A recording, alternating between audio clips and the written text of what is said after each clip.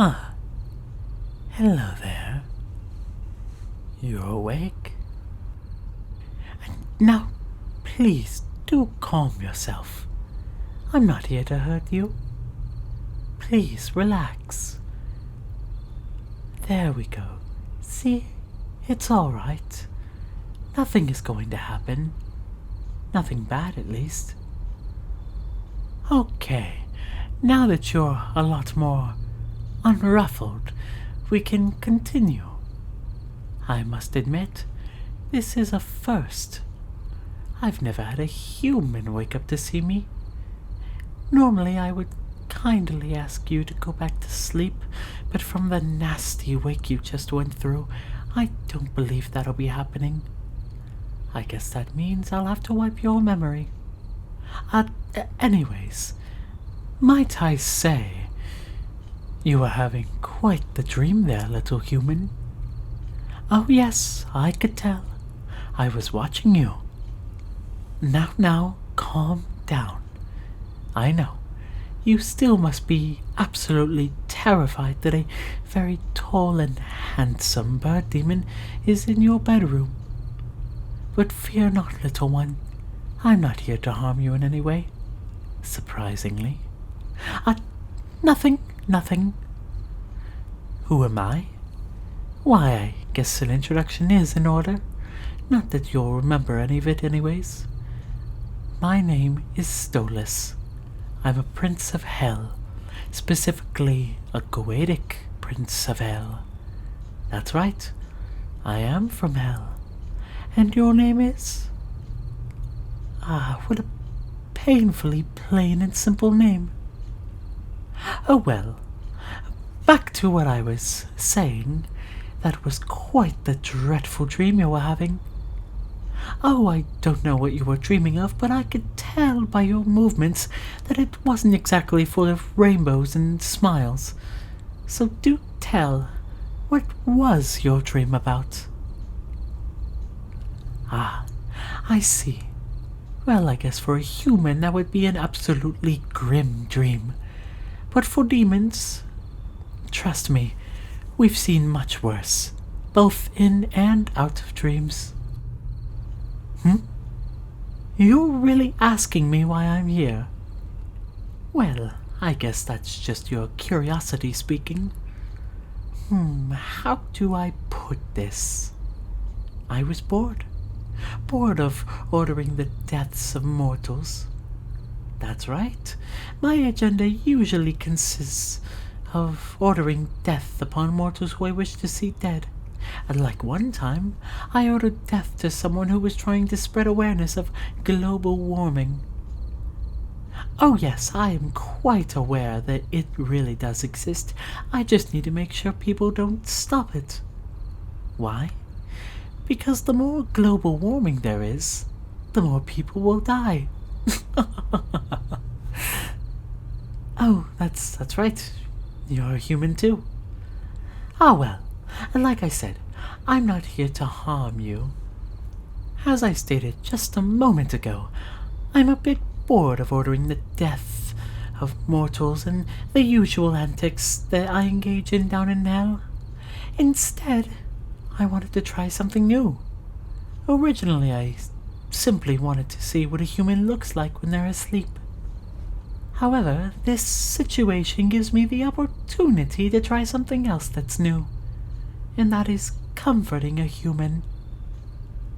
I could see from my palace that you were having quite the hellish nightmare, no pun intended, so I figured that I'd pop in and give this comfort thing a whirl. Plus, it's fun to see and observe humans and how they act. The average human is seen as a kook. Kook! I'll never get over how silly that word is.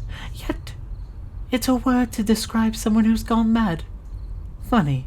Humorous, in fact.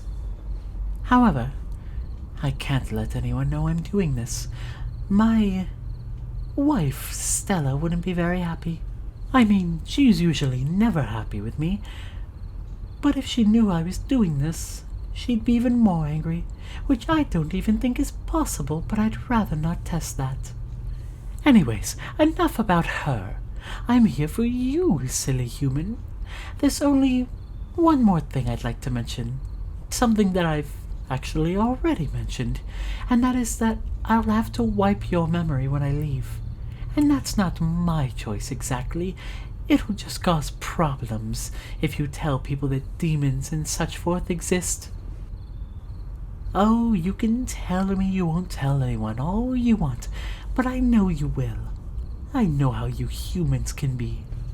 I'm sorry about that, but you won't remember any of tonight in the morning. Now then, let's talk, shall we? I'm here to comfort you, or at least make an attempt to. No, I won't be singing you any songs or lullabies. Those are specifically for my little Starfire. No, that's not my wife. It's my daughter. Now, if you're finished with your questions... Good. Do you mind if I sit here at the foot of your bed? Ah, thank you. So tell me, how can I comfort you, little one? Well, first of all, since you've asked me so many questions, let me ask one. What is your star sign? Or as you humans commonly call it, your astrology sign? Ah, I see. No, there's no particular reason for me asking, just curious. Anyways, how about a story? Ah, good, but it won't be your typical bedtime story, at least for average mortals. This story is called Inferno.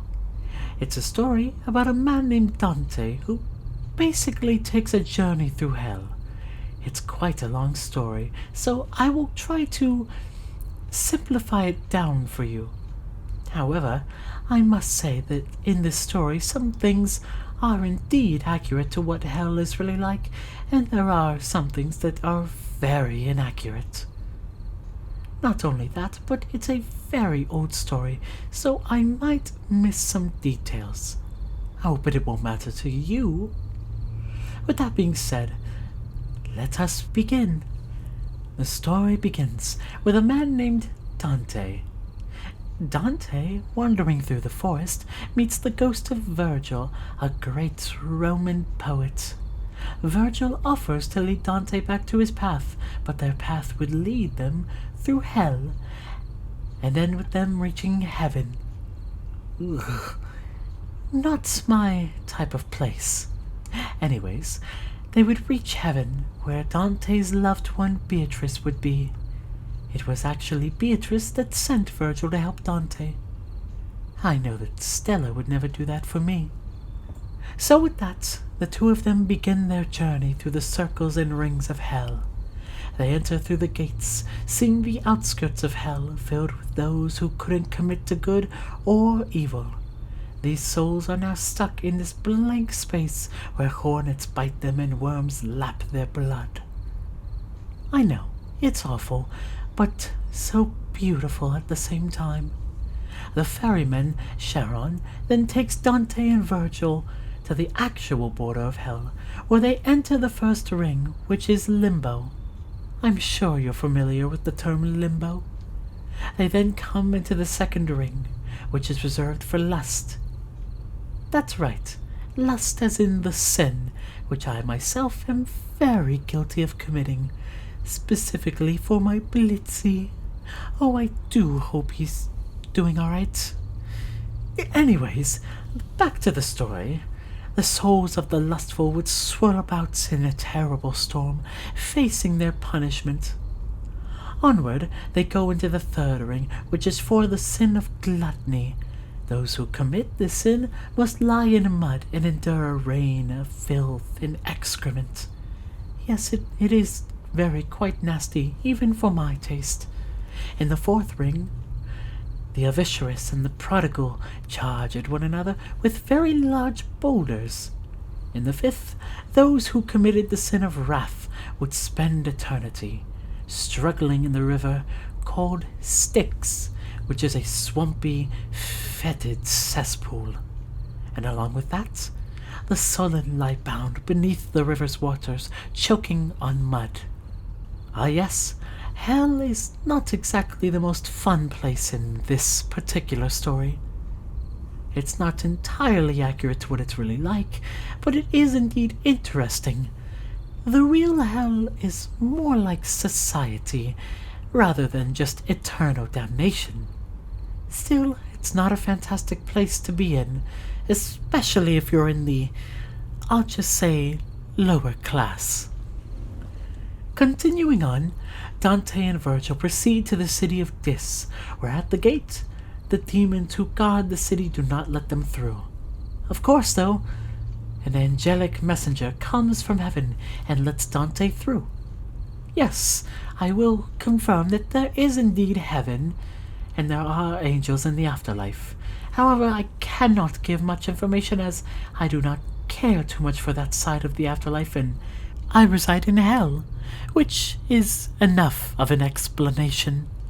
Anyways, Dante and Virgil enter the 6th circle of hell, where the heretics reside.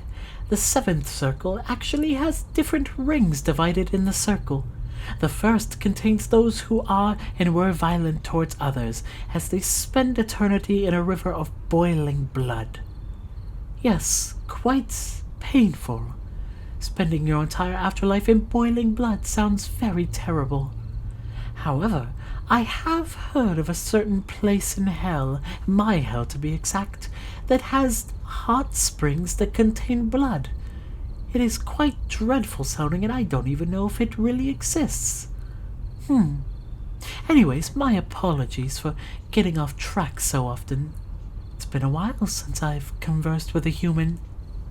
Going forth, Virgil and Dante come across a group of centaurs. I'm sure you've heard of them in one of your mythology classes or something of the sort. They are creatures that are half human and half horse. One of these creatures, by the name of Nessus, leads them into the 2nd ring of the 7th circle, and in this ring resides those who were violent towards themselves. In more simple terms, those who took their own life. These poor souls must spend their eternities in the form of trees. Throughout the rest of the 7th circle, there are different sections of the souls of people who were violent towards God, nature, and art. The only details of those 3 that I know of is that those who were violent towards nature have to spend their time walking on a desert of burning sand. Lots and lots and lots of heat in this interpretation of hell. As you can guess, it's one of the most influential interpretations of hell, despite not being that accurate. So, the monster known as Geryon brings the 2 travelers across a large abyss to the 8th circle of hell. Now this circle is a bit odd because it's divided into various pockets. In the first pocket, panderers and seducers are lashed by whips. In the second, flatterers have to lie in a river of, well, let's just say they have to lie in a very disgusting river. Anyways, in the third pocket, simoniacs hang upside down while their feet burn with fire. The fourth contains the astrologists, or also diviners, who are to walk with their heads backwards. It may sound silly, but it's rather unfortunate. There's quite a few more pockets in the 8th circle to get through. In the 5th, berators, or those who accept bribes, are torn apart by demons. In the 6th, resides those who are hypocrites who must walk in circles while wearing robes made of lead. Meanwhile, in the 7th pocket, thieves are trapped in a pit of vipers, and when bit, they become vipers as well. The only way to regain their original form is to bite another thief in return. I don't really quite remember what's contained in the 8th pocket, so we'll skip over it for now. In the 9th, Sowers of Scandal and Schism must walk in a circle as well, repeatedly being afflicted by wounds that open and close constantly. And lastly, In the 10th pocket, the falsifiers suffer from diseases and plagues. Finally, the travelers make it out of the 8th circle and into the 9th, which has rings like the 7th. In order to get to the 9th circle, they had to make their way through the Giant's Well, which drops down into Cocytus, which is a great frozen lake. Fortunately, Dante and Virgil make it to the bottom safely, and at this point, they're at the lowest region of hell. So, the first ring of the 9th circle contains those who betrayed their kin, or family. The souls of these people stand frozen up to their necks in the ice of the lake. Who would have thought? Most of hell revolves around heat and burning, but at the very bottom, it's freezing cold. Moving on, the second ring has the souls of those who betrayed their country and party, who stand frozen like those in the first ring, except they're frozen up to their heads instead of their necks. In the third ring, those who betrayed their guests spend their afterlife lying on their backs in the frozen lake while their tears create blocks of ice over their eyes. Lovely, I know. Lastly, the fourth ring, also the lowest depth, punishes those who betrayed their benefactors. These souls spend their eternity submerged completely in the ice. So finally, Dante and Virgil make it to the end, where they encounter the three-headed Lucifer. Yes, Lucifer is at the very deepest depths of hell, waist deep in the ice, along with his body piercing the center of the earth. Now each one of Lucifer's heads chew one of history's most infamous sinners. I don't exactly remember who, but that's unimportant. They're living out the worst kind of afterlife, and that's all that matters. It may seem unbelievable, but the travelers actually get past Lucifer. You would think that that would be the end for them, but no. As the story goes, it's not. They make it to the Lethe, or the River of Forgetfulness. From there, they travel out of hell and back to Earth, emerging on Easter morning, right before the sunrise. And that is the end of their journey through hell. I know, it's quite a long and gruesome journey, but that's how the story goes. Again, I might have forgotten some things and gotten a few things wrong, but in the end, well, you won't remember any of tonight. Worry not though, little one. You'll learn this story again someday, most likely in some class you take at school. I know it's not a very cheerful bedtime story, but it's certainly one befitting to me. Although it does have a somewhat happy ending for Dante. Now, as I said, the real hell is much different from how it's described in the story. There are circles and rings, though, I can't say that. Anyways, I have been here for quite a while. I seem to have lost track of the time. It appears that I'll have to return back to hell. I do hope that I was able to bring some bit of comfort to you, despite the fact that your memory will be wiped once I leave. I will say thank you, though. Thank you for humoring me and not freaking out and running away upon first glance. You have made tonight very entertaining and interesting. Maybe sometime I'll come back. Maybe. No promises, though, little one. And do not worry. I won't forget about you. Now then, it's time now. Goodbye, little human, and may your future dreams be better. Ta-ta, and good night.